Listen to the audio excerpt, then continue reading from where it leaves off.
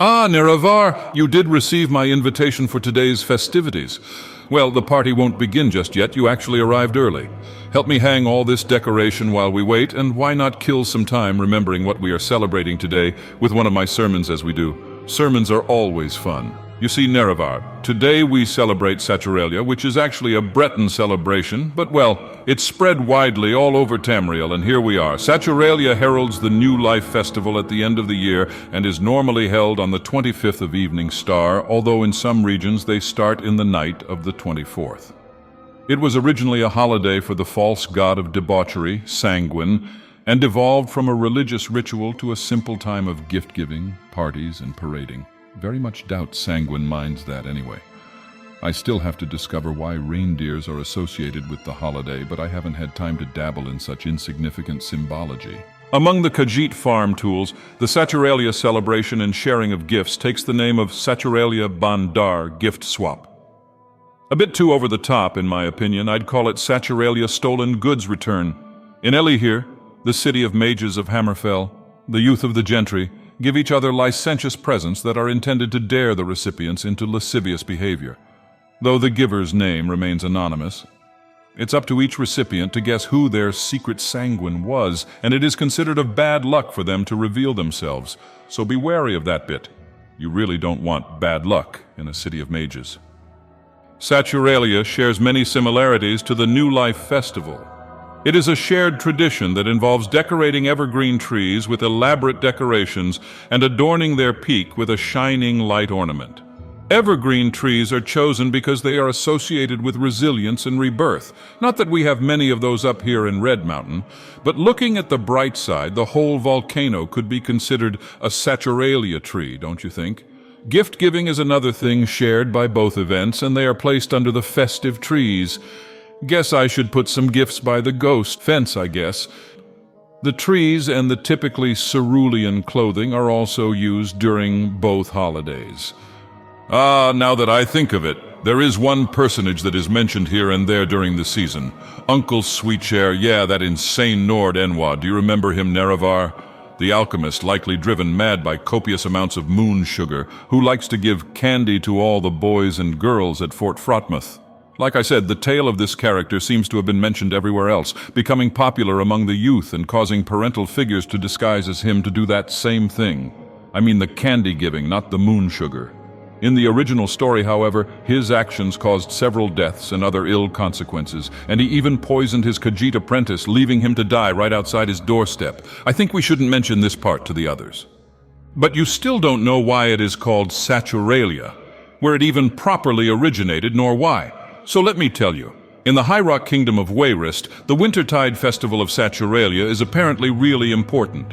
It began its long history as a midwinter festival among some horse Breton Enwa tribe called Bulse and sedentary Wayrest Nedix, which was dedicated to the false god Sadhuil. It is now forgotten, of course, but it was pretty much the same thing. It's mostly the false god that changed. In some places it is Sanguine, in some other it is Dibella. Of course we worship myself here, but let us have a sliver of respect for the tradition. Those two are so meaningless they barely even get any mention outside of this event. In any case, for the ancient Wayrestians, Sadhuil's feast was a time for great indulgence in food, drink, and uncontrolled sexual intercourse. A tradition that has filtered down to a good degree into modern Saturalia traditions. It wasn't until the early Third Era, however, that the Saturalia we know came into being. When Tiber Septim brought Wayrest and High Rock into his mongrel dog empire, it was his lieutenant, Saturio, who was made interim governor of Wayrest. You can see where I'm getting at now, can you? This Saturio guy was actually quite capable for a mongrel dog. He introduced many advances in infrastructure and governance, but he was also noted for being a very pious man. He put considerable effort in spreading the false mongrel dog gods to the Bretons that were considered heathens back then, worshipping a weird assortment of elven, Nording, and old Nedic deities, resembling with very little precision the modern false gods of the Bretons. And well, by that time Sadhuil was one of these, although very highly popular during this winter festival. Saturio was pious, but not dumb. He noticed the popularity of this deity and tried to turn the religious dedication of this faith to the imperial cult. and he was remarkably successful. The guy became a scholar of Sadwil, studied all the practices and emulated them flawlessly by distributing gifts to families across the city and drinking barrels of wine in company. By then, Saturio could not but be welcomed into the Wyrestian tradition, but he had not, as some rivals suggested, gone native. It was all a devious plan to switch their faith to his. As his position and impression in Wayrest rose, his false god seemed more and more to represent the spirit of wintertide festivities to the Bretons. In just 3 years, Sadwil vanished from them, replaced by Saturio's new cult, and after his death, his memory replaced it completely. For his role in bringing Wayrest into imperial fold, Saturio was declared a saint of the imperial cult, and Saint Saturio's Day a recognized holy day. The memory of Sadhul's traditions survived through Saturio's legacy, and Saint Saturio is today a jovial winter spirit to whom the generous giving of gifts is attributed. Good little mongrel pup children who keep the false 9 and obey their parents will be given gifts by old Saint Saturio or Saturalisman, while the parents enjoy a hearty drink in his honor. In the end, we are just celebrating some ancient Breton festivity turned imperial by some mongrel dog schemes and giving gifts in his name. Not like it matters, though. I still am the only real God in this land, and I give real blessings to people, but let us dwell on it later.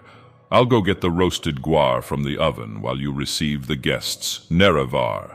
As always, remember to honor the 6th house and the tribe unmourned by raising your thumbs, subscribing to my sermons, and sharing your thoughts in the parchment below. I thank my patrons for making my sermons possible.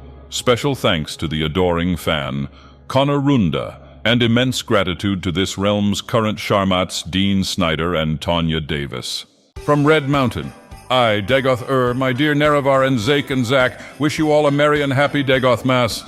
Let the party begin. Hit it.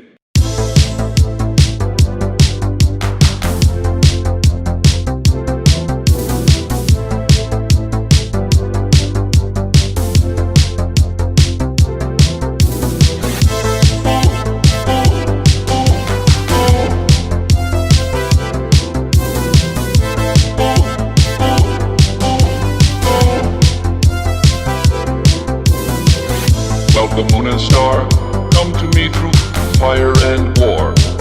Oh, oh, come Nerevar, come and look upon my heart, upon my heart. Oh, lay down your weapons, it is not too late for my mercy. Oh, oh, come and look upon my heart, upon my heart. Oh, oh, oh, I'm a god, how can you kill a god? What a grand and intoxicating innocence.